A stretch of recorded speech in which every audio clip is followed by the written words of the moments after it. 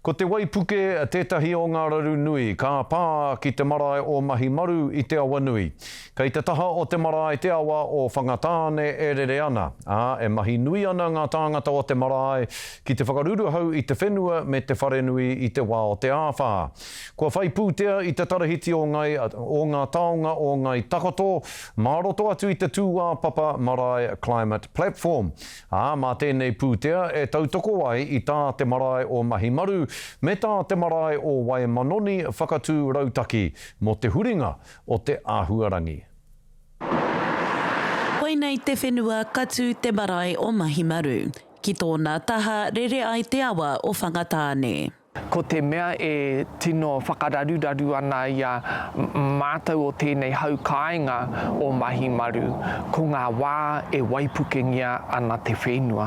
Nā te mea ka puta atu te wai kihea. I te marangai ka kake te wai ka māharahara te haukainga. Engari i nāia nei, mā te pūtea o te Māori Climate Platform, ka hakatina na hia ngā mahi ārai waipuke ki Mahimaru me Waimanoni Marae.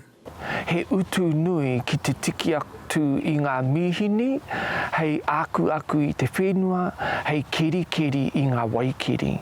Nā reira, ina whakaro tātou mō ngā tau kei te haere mai, tuatahi puritia tēnei marae kia puritia e nei whenua, kia maroke, kia kauarawe e hipokingia i te wā o te waipuke. He iwi moana a Ngāi Takoto, he awa, he roto, he moana kei o nā taha, ko te wawata kia rite ngā marae mo ngā āhuaranga kaimua i te aroaro.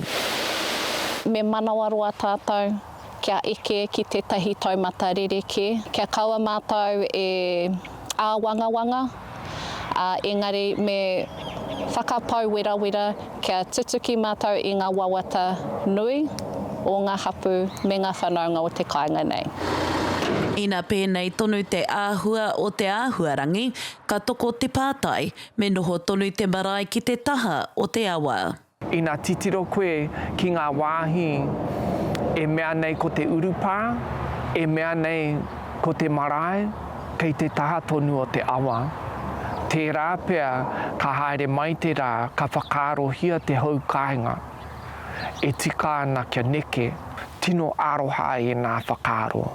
Engari i enei rā, i enei wā, e kore e tae te pēhea. Engari mō tēnei wā, e hakarite nei te whenua kia haumaru te marae, kia toi tū mō ngā whānau o te marae. Daphne Popata, te Kūkupa.